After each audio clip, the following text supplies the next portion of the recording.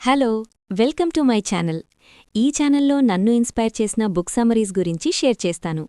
Future English లెర్నింగ్పై కూడా video చేస్తాను. ఇది రిచ్ డాడ్ పువర్ డాడ్ అనే ప్రసిద్ధ పుస్తకం. రచయిత రాబర్ట్ టి కియోసాకి. ఇప్పుడు దీని పూర్తి కథనంలాంటి నరేషన్ స్టైల్లో తెలుగు సారాంశం ఇస్తాను. కథలా ప్రారంభం. ఒక చిన్న బాలుడు. అతనికి చిన్నప్పట్నుంచే ఒక ప్రశ్న వేధిస్తుంది. ఎందుకు కొంతమంది చాలా డబ్బు సంపాదిస్తారు, ఇంకొంతమంది జీవితాంతం కష్టపడినా కూడా డబ్బు చేతిలో ఉండదు? ఆ బాలుడి జీవితంలో ఇద్దరు ప్రభావవంతమైన వ్యక్తులున్నారు. ఒకరు అతని నిజమైన తండ్రి, మంచి చదువు చదివి మంచి ఉద్యోగం చేసేవాడు. ఇతనే పువర్ డాడ్. మరొకరు అతని ఫ్రెండ్ తండ్రి, బిజినెస్ చేసే వ్యక్తి. ఇతనే రిచ్ డాడ్. ఇద్దరూ అతనికి జీవితం గురించి పాఠాలు చెప్పారు, కాని ఆ పాఠాలు పూర్తిగా విరుద్ధంగా ఉన్నాయి. రెండు ఆలోచనా విధానాలు. పువర్ డాడ్ ఎప్పుడూ ఇలా చెప్తాడు: బాగా చదువు, మంచి జాబ్ సంపాదించు, సేఫ్గా జీవించు. అతని ఆలోచనలు జాబ్ అంటే భద్రత, జీతమంటే స్థిరత్వం. రిచ్ డాడ్ మాత్రం ఇలా చెప్తాడు: డబ్బు కోసం పనిచేయకు, డబ్బును నీకోసం పనిచేయించు. ఇక్కడే అసలు తేడా మొదలవుతుంది. పని గురించి మొదటి పాఠం. ఒకరోజు బాలుడు మరియు అతని ఫ్రెండ్ డబ్బు సంపాదించాలనుకుంటారు. వారు చిన్న వ్యాపారం చేయడానికి ప్రయత్నిస్తారు, కాని అది ఫెయిల్ అవుతుంది. అప్పుడు వారు రిచ్ డాడ్ దగ్గరకు వెళ్తారు. రిచ్ డాడ్ వారికి ఒక షాప్లో పని ఇస్తాడు, చాలా తక్కువ జీతంతో. కొంతకాలం తర్వాత బాలుడు అసహనం చెంది అడుగుతాడు: ఇంత తక్కువ జీతం ఎందుకిస్తున్నారు? రిచ్ డాడ్ నవ్వి చెప్తాడు: నేను నీకు జీతం కాదు, పాఠాలిస్తున్నాను. ఈ మాట అతనికి పెద్ద షాక్. నేర్చుకోవడమే అసలు సంపద. రిచ్ డాడ్ చెప్పే ముఖ్యమైన విషయం. జాబ్లో పనిచేస్తూ డబ్బు సంపాదించడం మాత్రమే కాదు, డబ్బు ఎలా పనిచేస్తుందో నేర్చుకోవాలి. బాలుడు అక్కడ పనిచేస్తూ నేర్చుకుంటాడు. Customer behaviour, business process, cash flow ఎలా ఉంటుంది, లాభం ఎలా వస్తుంది, ఇవి స్కూల్లో ఎవరూ నేర్పించని విషయాలు. ఫినాన్షియల్ ఎడ్యుకేషన్ అవసరం. రిచ్ డాడ్ చెప్పిన మరో గొప్ప పాఠం. స్కూల్స్ మనకు అకాడమిక్ ఎడ్యుకేషన్ ఇస్తాయి, కానీ ఫినాన్షియల్ ఎడ్యుకేషన్ ఇవ్వవు. అంటే డబ్బు ఎలా సంపాదించాలి, ఎలా సేవ్ చేయాలి, ఎలా ఇన్వెస్ట్ చేయాలి, ఈ విషయాలు మనం స్వయంగా నేర్చుకోవాలి.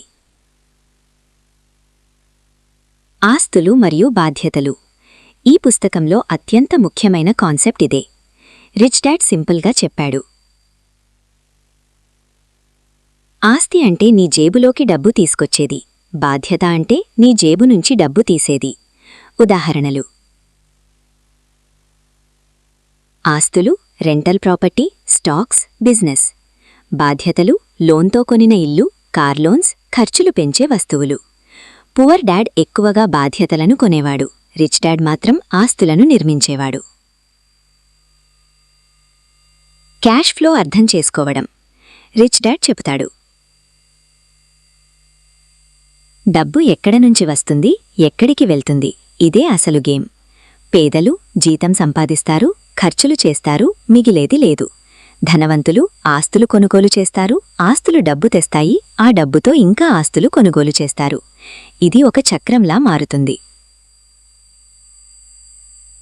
భయం మరియు ఆశ. రిచ్ డాడ్ ప్రకారం మనిషిని వెనక్కి లాగేది రెండు భావాలు: భయం, ఫియర్, డబ్బు లేకపోవడం భయం. ఆశ, గ్రీడ్, ఎక్కువ డబ్బు కావాలనే కోరిక. పువర్ డాడ్ భయం వల్ల సేల్స్ జాబ్ ఎంచుకున్నాడు. రిచ్ డాడ్ రిస్క్ తీసుకుని ముందుకు వెళ్ళాడు.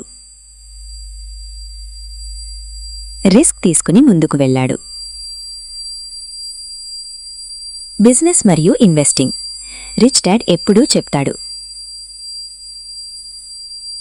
నీకు పనిచేసే సిస్టమ్ ఉండాలి. అంటే బిజినెస్ ప్రారంభించు, స్టాక్స్లో పెట్టుబడి పెట్టు, రియల్ ఎస్టేట్ కొనుగోలు చెయ్యు. ఇవి నీకు ప్యాసివ్ ఇన్కమ్ ఇస్తాయి. Financial intelligence. రిచ్ డాడ్ చెప్పిన ఒక ముఖ్యమైన విషయం. నీ మెదడు నీకు గొప్ప ఆస్తి. అంటే ఫినాన్షియల్ ఇంటెలిజెన్స్ అంటే అకౌంటింగ్ అర్థం చేసుకోవడం, మార్కెట్ ట్రెండ్స్ తెలుసుకోవడం, రిస్క్ను మేనేజ్ చేయడం, అవకాశాలను గుర్తించడం. జీవితానికి సందేశం. ఈ పుస్తకం చివరికి ఒక గొప్ప సత్యాన్ని చెప్తుంది. జాబ్ ఒక ప్రారంభం మాత్రమే, అంతిమ లక్ష్యం కాదు. డబ్బు కోసం జీవితాంతం పనిచేయకుండా డబ్బును నీకోసం పనిచేయించాలి. ముగింపు భావన. ఈ కథలో పువర్ డాడ్ మనలో చాలా మందిలా ఉంటాడు.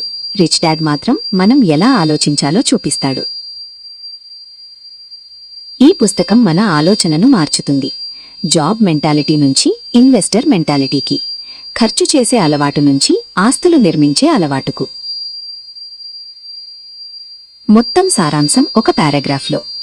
ధనవంతులు డబ్బు కోసం పనిచేయరు, వారు ఆస్తులను నిర్మించి డబ్బును తమ కోసం పనిచేయిస్తారు.